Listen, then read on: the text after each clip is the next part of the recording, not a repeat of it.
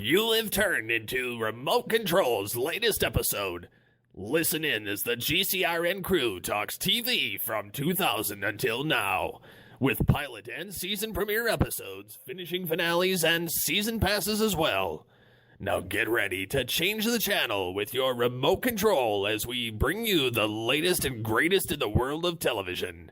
All from the Geekcast Radio Network. We are all remote controlled. Grab that remote control because the GCRN's brand new TV podcast is here. We are calling it Remote Control. I am your host, Steve G. and Mike. Joining me once again is Steve Megatron. Hello, sir. Hello. Is it really that new? Yeah. We only launched it like, 3 or 4 months ago. It's newer compared to the retro podcast that we have for television. So, moving on. That. Remote Control will be about the current TV generation. In this second season pass episode, we're taking a look at a little show from CW entitled Arrow. Season 2 will be giving you our thoughts on the cast and the entire second season's events. Before we get started, obviously, it's on the CW, debuted in 2012, 1 hour show. Season 3 so far. I was really surprised with Season 2. I was more surprised with some of the casting that they brought in than anything else. Half the people I've never heard of, but they are such strong characters that it doesn't matter that I haven't heard of them as actors. So I like that. What were your initial impressions for season 2, Steve? Well, I liked the direction it was going. The action ramped up. This is actually the reason why I kept going, was the first episode kind of hit it running. And it gave a nice little flashback at the end of the season 1. It also kind of showed the Dr. Ivo and the Mirakuru and the destruction of Starling City, the death of Tommy. Of course, a lot more flashbacks, and then the introduction of Slade. Like the really, I don't know. The real Slade, you could say. Mm-hmm. So. Yeah. What about you, Chuck? Well, I think right from the get-go, they set this bar where, because the intro changes, and he says, to honor my friend Tommy, I can't be the killer I once was. Mm-hmm. So you see that, and you see all the destruction with, the earthquake in the city and everything, and you're like, well, how is he going to handle this without killing people? Like, how is he going to take that step to become the stronger person? And it kind of, like Steve said, hits the ground running and takes right off from there in a really good way. I do like how he changed from being a killer to killing these guys to just maiming them enough to lock them up. Yeah. Absolutely. Jumping on the casting couch, we're not going to be here long, but I did want to point out about some of the new characters. Roy did come in, I believe at the tail. Did he come in at the tail end of season 1, or was he introduced here? I think he was I think he was here. Okay. So we have Colton Haynes as Roy Harper. I like that they're introducing this character. I'm not too sure about the actor. In the role, I like him, but as far as some other things he's done, he did the MTV series Teen Wolf. He did... if I haven't watched it, it doesn't count. He was the voice of Lioness Van Pelt in 2011 in Charlie Brown Blockhead's Revenge. He was... in the updated version of Melrose Place as Jesse Roberts. He was on an episode of CSI Miami. He was on an episode of Pushing Daisies from ABC. Okay, I've seen that. But, I mean, really... Arrow is really where he shines. I like that they brought him in as Roy. What do you think of Roy in this series, Chuck? I like his inclusion in the show, but I'd like to see them do more with it. I mean, they do a little bit more with him, I guess, towards the end of season 2. Mm-hmm. But maybe because there's so much else going on with Slade and things that happened in the past, that maybe there's not enough room for him in a lot of the episodes. But I just kind of wish that they would feature him more. I know they had kind of Oliver training him a little bit, kind of slapping the bowl of water, which I tried repeatedly, and it still doesn't make me a better fighter. But yeah, I mean, I like him overall. Season 3 so far, he's kind of non-existent, but season 2 he was good. He's somewhat more existent than in season 2, so in some regards. In the beginning of season 2, yeah. Considering in season 2 he was laying on a table for like 3-4 episodes. Yeah. So we also have another one I want to hit on is no pun intended, Katie Lotz as Sarah Lance, aka Black Canary. I was really surprised they were going to go this route. I guess I shouldn't have been because, as I said before, it's Warner Brothers and it's DC, and nobody ever really stays dead. Unless you jump over to Marvel and take a look at Uncle Ben's grave, but, Or Bruce's parents. Yeah, true.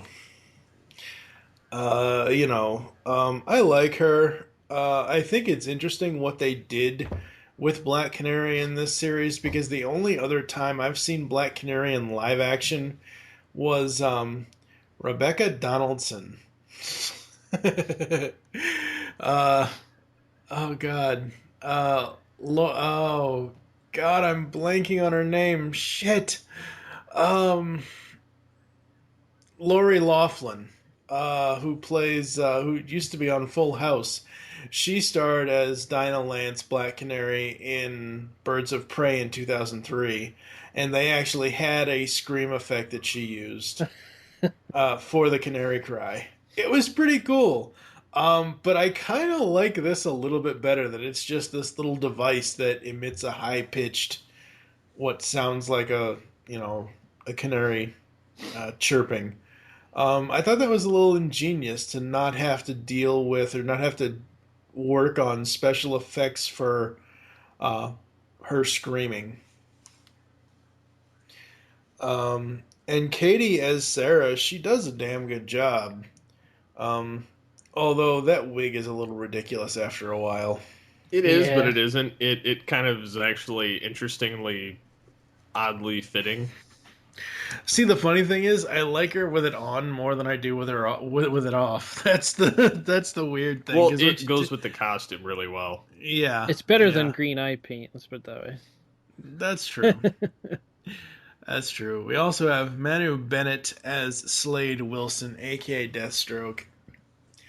I wasn't sure where they were going to go with Deathstroke in this story, but I do like where they went, that they were originally quote-unquote brothers and friends, and then it went south, quite literally. For the winter. Yes.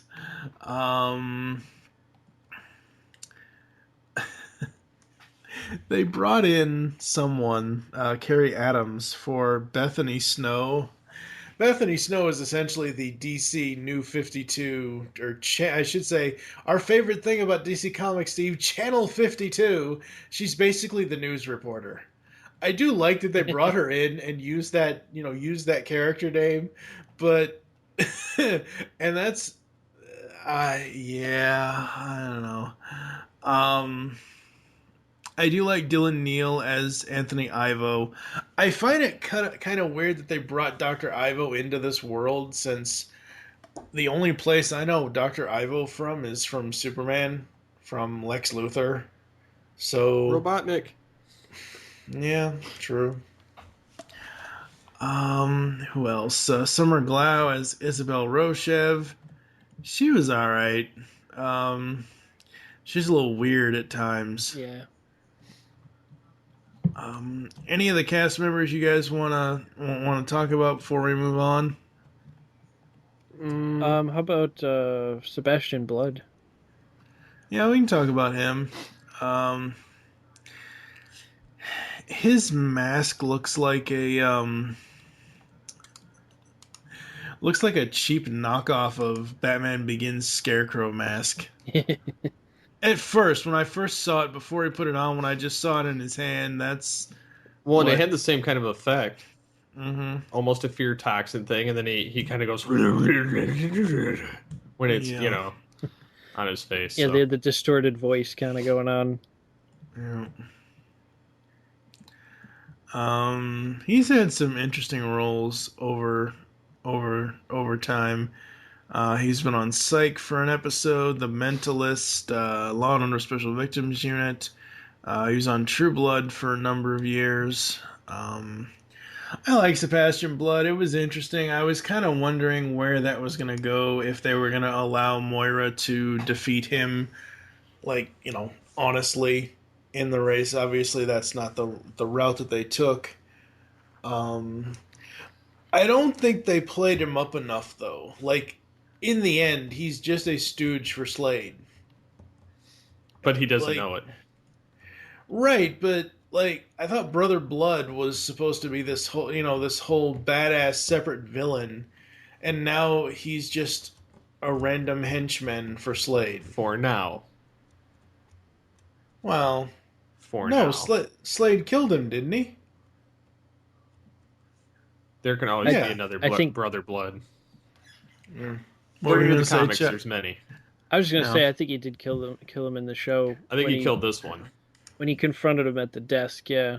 And he was kind of hinting that he was going to turn on him, and he kind of just took him out. Mm-hmm. Absolutely. So let's jump or not to jump the shark. Basic plot for season 2. Chuck kind of already ran it down that, Oliver has to change his ways to honor the memory of his friend and no more killing. This season is basically I don't want to say origin, but it's the backstory to how Oliver and Slade got along on the island and how they eventually became enemies. So there is that.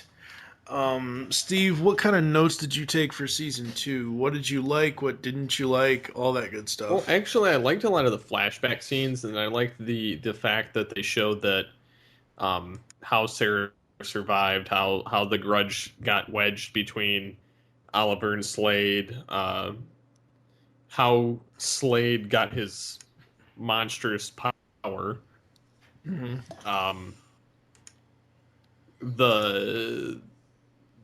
The further kind of showing that Oliver has to make a difficult decision twice in his life.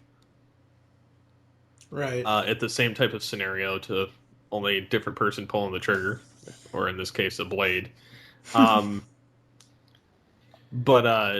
it was nice to see the mother finally go away, as wrong as that is. Because I found her really annoying all the time that she showed up. I mean, yeah, she was a part of that underground evil network, but she just got nuts whenever she showed up. They gave the sister more purpose in this series or season. Again, love Black Canary. Absolutely. I like the portrayal of it. I'm not sure what they're going to do later on, but I like that. Seeing the Suicide Squad again. Yeah, it was interesting. That was Amanda pretty Waller, sweet. Which is especially the little nod to Harley Quinn there. Yeah, that they wouldn't show. Yeah. They didn't need to. The voice was spot on. And then plus saying she's like a therapist, which she kind of was in the comics. She was like a prison therapist or whatever. Yep. I wish they'd almost would have let her out. That might be a cage that they open later on. Yeah. But with the Suicide Squad movie coming out, I don't think they want to open that can of worms. No, not unless they're going to get the same actress that they already have gotten for the movie to do it. When I heard the voice, I really had to do a double take for Harley because I thought it was Tara Strong at first. I could so imagine her as Harley. I did too. Yeah. I could so imagine her as Harley. What about you, Chuck? What'd you like, not like about season 2? Well, there's a lot of things. I guess first thing I would say is that I thought the show took a big step up in a lot of ways. Like the acting was improved. Like some of the stiff acting from the beginning of season 1 is kind of pretty much gone away by now. Mm-hmm.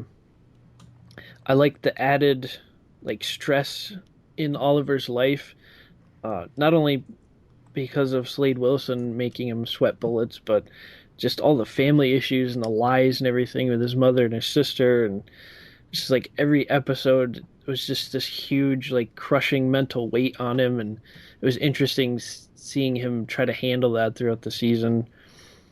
I thought Manu Bennett was terrific as Slade Wilson, like in the flashbacks and in the present. Flashbacks were even better than season 1, in my opinion. Let's see. Felicity had a little bit bigger role, but that crappy love triangle thing kind of came back a little bit. Barry. But it was a little bit more tolerable this time around. But yeah, Barry Allen, that was a big thing for me. Super excited to see that. And then I guess one bad thing I would say about Isabel Rochev, like what is her purpose? Like I don't know. Like I know she was trying to like take over the company and stuff, and that was some more added stress on Oliver. But other than that, her character didn't like fill out the way I thought it would. Well, I was almost scared that she was introduced and she's such a forgettable character. I was almost afraid that because whenever she joins a show, it dies. I mean, that's horrible to say, but it's true. Whenever she seems to join a show, it just dies. And so I was kind of glad that they offed her before the season was up. Yeah, I was surprised that they kind of brought in such a big name actress for that part. Like, that's why I was expecting so much more out of it. I'm like, okay, they got Summer Glau. That, you know, this character's gonna last, you know. But don't get me wrong, I like her, but like she's a good actress. It's just I think that, you know, like you said, she's kind of wasted. Yeah, the only other thing I know her from is the was it the Terminator series? I think the Sarah Connor Chronicles, and she was on Dollhouse. Oh, okay, I didn't see that. I've seen that. It got canceled after season 2. Why does that not surprise me? Every show I tend to watch that I've caught on Netflix has gotten canceled after a season or 2.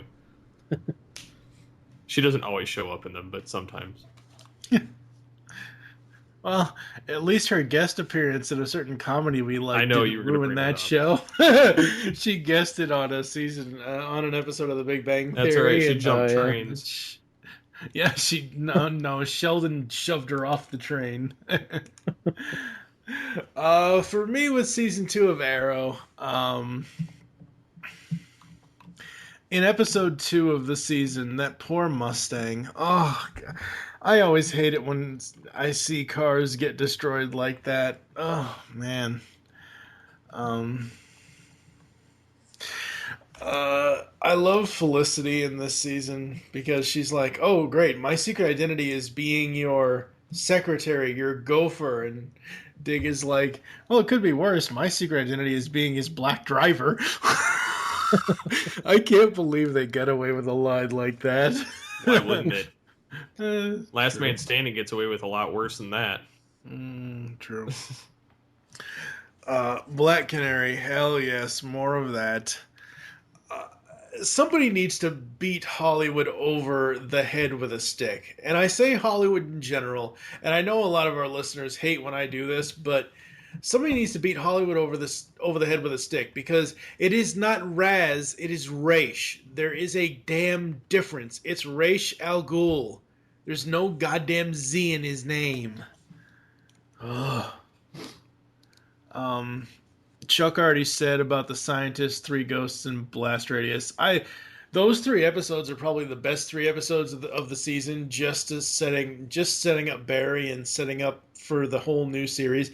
That's how you set up a spin-off series, is bring them into the world that you've already season 1. We're done with season 1. We did season 1 last week on the show, on the podcast here, but season 1 they built all this up, and you said earlier in this episode, Chuck, that season 2 got off to a better start because all the setup, for the most part, is in season 1, as far as who Oliver is and what he's there to do and blah, blah, blah, blah, blah. I mean, they had the opening set up for this season immediately, right in the intro, when they changed the voiceover. Yeah. I mean, that was all the backstory you needed for season 1. I'm not saying people shouldn't go back and watch season 1. I'm saying that jumping into season 2, the opening montage is all you need for continuity wise, and go ahead, Steve. Well, I was gonna say, like, I was almost scared too that Barry Allen was being played by somebody from Glee. Like, I have stereotypes as far as certain shows are concerned. When I have never watched. I've never watched Glee, but I mean, I've caught bits and pieces of it just because it's happened to be on, and I'm passing channels and I'm waiting for a commercial to end. But I'm not a fan of that kind of show, but again, it doesn't really speak much of their talent unless you see them actually try something different. So I gave him a shot, seeing him in Arrow, and then kind of seeing that he was kind of this almost nerdy Peter Parker-y, Tobey Maguire type-ish character, but better. Thank you for adding the better. Well, no, he is infinitely better. I'm not gonna even. I mean, he's kind of a quasi comparison, not actually. If Garfield never wants to do it again, Gustin can step into the role. Sure. That'll never happen. I'd prefer to see him in the Flash movie, but that's true. Again. That's all. But yeah, so I kind of was liking the way that they did that, and they brought him in, and kind of not to mention all the other name nods that have dropped in this season of different characters that are going to eventually become somebody important. Mm-hmm. And that keeps on through season 3 as well. And I kind of like the sitting back going, I know who that's going to be. I know this. I know who that is, and trying to figure out how they're going to actually evolve into what they turn into later on. Mm-hmm. Absolutely. For me, the one complaint, you guys were complaining about the love triangles in season 1 and stuff like that, and honestly, my biggest complaint about season 2 is the whole arc with Laurel. That I understand they needed to set it up for the whole Sebastian Blood thing, but that just, I don't know how. It just felt so forced and so wrong, and honestly, it felt like the actress couldn't, like, she kept having 2 left feet. Like, I felt zero emotion from the character.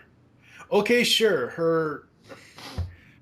her other love triangle boyfriend died in the quake. Okay, fine. And I think my problem is they make it last way too long. It's like 7 episodes of the season that she's going through all this emo bullshit. Now, I get it. She's grieving. Don't get me wrong. I just don't like the direction that they took the character, because she is such a whiner in this season. Laurel. Yes. That's the one thing that a lot of shows I think kind of do, is they kind of make the women characters, and I'm not saying this happens all the time, but a lot of them are just kind of throwaway. Mm-hmm. And the shows, I mean, they're just kind of there, a means to an end. She's there because of continuity purposes, but other than that, she's not really that important. At least not yet, till she gets out of her stupor. Yeah, very true. And when she and Canary are in the alley, Why does Sarah need to take the wig off? If Laurel would just sober up and look her in the eye, she would know it's Sarah without having Sarah take the wig and the mask off. That was just crazy. I love this line. Just wondering, when did you become so scary? I just love that. As the season progresses, we get, how Oliver got in with the Russians through the flashbacks. We get what actually happened between him and Slade. We get Slade's kind of final plan, which is basically to use Sebastian Blood and then create his own army with the Mirakuru. We also have Thea taking over the club full time. We have her and Roy being in some weird quasi-relationship. I don't know what the hell you'd call their relationship. It's not on again, off again. It's like, it's not even will they, won't they. It's more of like, what the fuck is going on with the two of you? And then, of course, Roy gets injected with the Mirakuru, and that adds a whole other dynamic to it. What else did you like about Season 2, Chuck? Let's see. I guess I don't know. There's one thing I didn't like, which was I guess Diggle sort of had a diminished role at certain points, and I was kind of sad to see that because of what he built up in season 1. I wanted to see more of his character, but I guess they brought him around more at the end and stuff. I liked the addition of the League of Assassins and the whole name dropping with Ra's al Ghul. And by the way, the first I believe on-screen adaptation to properly refer to them as the League of Assassins and not the League of Shadows. Right. Yes. So, but yeah, that was pretty cool to have them in there. And what's her name? I can't think of it right now. Talia is her real name. They call her Nissa here. Yeah, they call her Nissa. She was an interesting skill set. It was kind of like I guess, sort of a copy of like Merlin and stuff like that. But I wasn't expecting her and Sarah to be in a relationship. That is something that I was not expecting at all. Yeah, that was like one of those moments you're like, what? It's like, wow. It's like, what the hell happened to you the last 5 years that Oliver centered over to the other side. Well, the League of Assassins isn't always that way.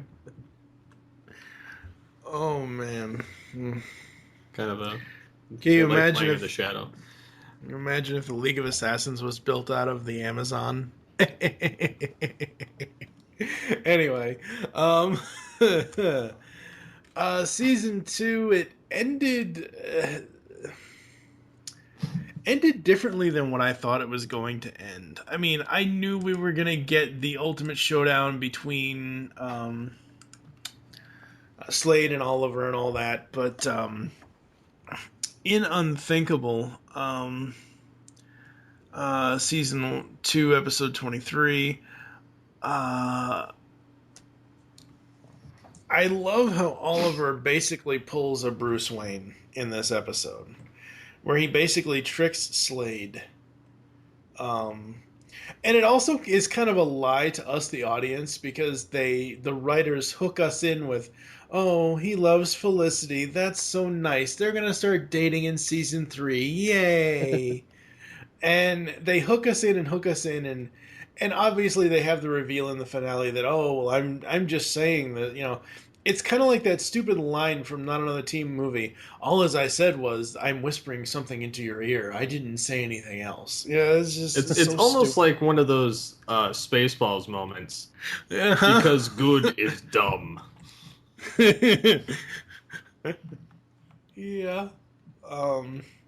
what I wasn't expecting out of the finale for season 2 is more backstory. Like, I wasn't expecting more backstory. I was like, okay, well, 5 years, the island, that's done. The ship, all of that is all over with. So, no more flashbacks. We're just going to have the present day stuff.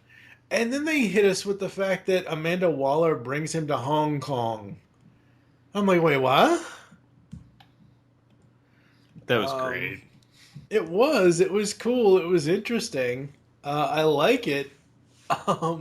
But I just was hoping for no more flashbacks after a while. After 2 full seasons, 46 episodes of flashbacks, I was hoping for no more. Not that I think they're bad. I prefer the stuff that's going on. But I think it works for this show instead of having to do all backstory or all in the thick of the battle. Mm-hmm. They get the opportunity to still storytell, but it's locked in a previous time so that they can actually kind of cut away from all the expensive bits. Well, absolutely. Going at the rate they're going right now, we should have 5 seasons of flashbacks since he was on the island for 5 years, or missing for 5 years, I should say. Oh God, no! Stop! Don't give them ideas. We still have 2.5 years of flashbacks left. Oh God. Yeah, and then they're gonna try to, make one of the flashbacks. Oh, hey, I spent time at Alcatraz for half of the 4th year. Not that I think they'll do that, but then they'll be like, "Wait, that's when we get canceled." Yeah. I wonder if they're gonna use those opportunities to like name drop more DC characters. Like, I would assume so. Like, oh yeah, I ran into this guy named like Bruce, and he was training and learning like 12 different martial arts at once. I don't think they're gonna do that. Especially with Gotham being over at Fox, I don't think that they're gonna name drop Bruce Wayne. They can name drop the League of Assassins. They can name drop Ra's al Ghul. They can name drop Talia, because I refuse to call her what they call her in this series. They can pull in other DC Universe characters. Like I already said, they pulled in Ivo, which the only place I've ever seen Ivo is with the Superman and Lex Luthor and all that. So it's going to be interesting to see. If there is one Batman character that I obviously want to see them pull in, and Steve, you already know what I'm going to say, Nightwing. Is Nightwing. They need to team up. So season 2 ends, and after the second season, I was more pumped after watching the end of the second season than I was watching the end of the first season, because it's kind of hard to fight an earthquake. You can fight a guy with one eye. I mean, it's not me, it's the one-armed man. Sorry, it's the one-eyed man. Battle Royale: Slade Wilson versus Nick Fury. Oh Lord. Tony Stark would say that sounds exhausting because you have to turn your head. Yeah, absolutely. Any final thoughts for season 2, Chuck? I think I pretty much got everything out there. I guess something I could mention because they were showing the Queen Mansion a little bit, but that actually, and I remember thinking even back in season 1 and in season 2 as well, but I'm like, that looks like the same exact like mansion that they used for the Luthor mansion in Smallville. And it is. And it is, yes. It's I forget the name of it. It's some sort of castle in British Columbia. Mm-hmm. Hatley Castle, yeah. Every time I see the exterior of the Queen Mansion, I'm like, damn, that's a big house. And then they go in, and they're like in 7 rooms out of however big it's supposed to be. Like, is the interior different from the exterior shots, or do we know? I mean, I think I think it might be a little different. Okay, because it just doesn't like the outside. It looks like it's a 5-story mansion. It looks like I don't want to compare it to this, but the only thing I can compare it to is like a 5-story townhouse. Yeah. Because it's just one of those things where it doesn't look like it on the inside. It doesn't look as big as it is on the outside. So I, it I is. Go ahead. I'm sorry. I do like Slade Wilson's little trick there, where he wanted to look at all the artwork and he was actually planting little cameras throughout the house. That Hmm. was pretty sly there, but Oliver eventually figured it out, of course. But Yeah, absolutely.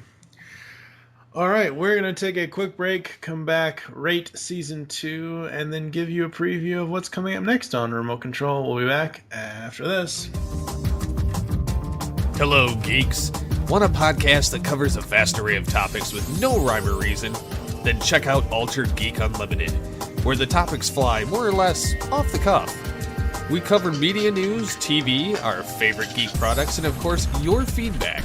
So get altered, get geeky with the Altered Geeks every Friday on the Geekcast Radio Network. now for a behind-the-scenes look at Geekcast Radio Network's newest show, Talking in Circles. That was good. So, Chuck, Greg, what are you guys thinking for this week's show? Well, Dan, how about we just talk about the things that we've read or watched this week? We do reviews like that every week, Chuck. How about a game like Fact or Fiction or The Power of Names? Those are great, and we're always coming up with new ideas for games. And how about some top fives? You know how I love my top fives. What about tournament-style brackets, or sequel, reboot, and destroy? Who will win in a fight? Taking it too far? Crazy but true news? Or Yes, it appears we have lots of things to work on. listen to Talking in Circles, taking timeless topics in new directions. Every Tuesday on iTunes or GeekCastRadio.com, the Geekcast Radio Network. Hey, Dan, who's the guy with the creepy voice? All right, we are back here on Remote Control. Chuck, what are your predictions for season 3, and what are you going to rate season 2? Oof. See, it's weird for me because season 2 was like everything that I wanted out of the show.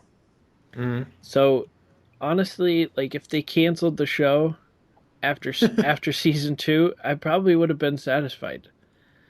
Because I was like, Slade's his ultimate villain. He outsmarted him at the end. He got him. I was happy. So I'm like, where do you go from here? Obviously, they're going to try to bring in more DC characters. I hope they don't reach that jumping the shark moment yet in season 3. Maybe they'll actually bring in Henry Winkler and have him jump a shark, but That would be awesome. I would pay to see that. I would pay to go to LA to see that happen. yeah, it's like he ran into him in Hong Kong and he was doing a stunt. I don't know. I think I know. Obviously, I had anticipated a lot of like Roy becoming Red Arrow from the comics. So I was kind of looking forward to that. And I was also looking forward to, not to give anything away in season 3, but I was looking forward to maybe the mantle of Black Canary being passed to Laurel somehow. I guess my prediction would be that would happen eventually. Mm-hmm. I don't know if they're going to go that direction or not, but, we'll see. There's a lot of interesting things. They're bringing in, Ray Palmer, which is Brandon Routh's a second crack at a DC character. So, Well, at least he won't be Superman. yeah, I mean, Thank God. I like the guy as a guy. I mean, He's a good actor. He's kind of cool, but Yeah, I mean, I'll leave that aside. I didn't like Superman Returns, but I do like the guy. I like his personality in season 3 so far, so I'm really looking forward to where that goes. But as far as rating season 2, I really would love to give it 5 stars, but I know I can't. It's not that perfect. As much as I was satisfied with it and really enjoyed how it ended, but I'm gonna have to go 4.5. There's still some issues going on there, like you mentioned with Laurel and her whole story arc. Some other little minor issues here and there. They could have used Diggle a little bit better in season 2. So I guess I did like season 2 better than season 1. So I should probably move my season 1 down to 4 stars. But I would say 4.5 for this one. What about you, Steve? I would give a strong 4.5 as well. I really like this season. As Chuck said, I if they would have never made another season, I would have been content right here. But since they are making another season, obviously, and it's airing, I really love this show. I definitely give it a 4.5, and I'm not going to go into my predictions because they're all spoiler heavy. Yeah, because as of this recording, we are like, 4 or 5 episodes into season 3, 6 episodes, something like that. For me, I really was left with my jaw on the floor with the whole Hong Kong thing, because I was like you, Chuck. Okay, well, if Slade is gone, no more Slade, none of that, what else are they going to do with the show? And then, holy crap, he knew Amanda Waller, blah, blah, blah, blah, blah. And we kind of see that in season 2 with the whole Suicide Squad stuff. We kind of see that. I think in that episode he says, I'm going to have to make a call that I never thought I'd have to make, or something like that, which, so I'm kind of liking the new flashbacks. Thank God we're not on the island anymore. That is really what was really weighing me down with the flashbacks of constant island stuff. I think he may go back to the island though. Well, he does, but he does of his own free will this time, at least in the season 3 opener. But it's one of those things where for season 2, I'm also going to give it a 4.5. The only reason why I don't give it a 5 is because of Laurel's arc. I'd love to rate this lower, but there were so many more awesome moments in season 2 than season 1, and with her whole, woe is me, oh my God, pay attention to me kind of thing in this one, it's like, half a point's all that's really needed to cut her down to size. So that's going to do it here on Remote Control for this first or second season pass, I should say. We are going to be doing more season passes coming up next. I'm trying to see. We don't know what's going to actually happen coming up next. We might do the Blacklist season 1. We may do Dallas season 1. Not exactly sure yet. We might do Rizzolian Isles season 1. I just don't know. So that's what's going to be coming up. Steve, where can the people interact with you online? Well, generally on the internet. Just at SCP-21. Yes, and I'm, of course, at TFG1 Mike. You can also follow at Geekcast Radio and all the other network updates there. Tune in next time when we'll all be fighting over the remote control. Who are you at Foxton? Talk about unthinkable. You and me, I mean. When you told me you loved me, you had me fooled for a second. That maybe you might have meant it. What you said. You really sold it. We both did.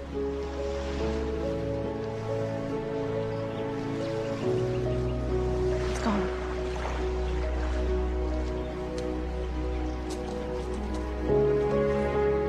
Dick, what was the news about you and Lila? You can wait. I'm flying. Be my guest. I got one more question. Wouldn't be you if you didn't. If you spent 5 years on this island, when did you learn how to fly a plane? You've just listened to Remote Control. Thank you for tuning in to Remote Control. There are several ways to get in contact with us or leave feedback for the show. You can visit the website, geekcastradio.com. You can email us feedback at geekcastradio.com. Be sure to leave us feedback in iTunes. Follow us on Twitter at Geekcast Radio. Become a fan of us on Facebook by searching Geekcast Radio Network. You can call the voicemail line. Be sure to leave us your name and the show you're leaving it for. The number is 502-526-5821. We hope you enjoyed the latest episode of Remote Control.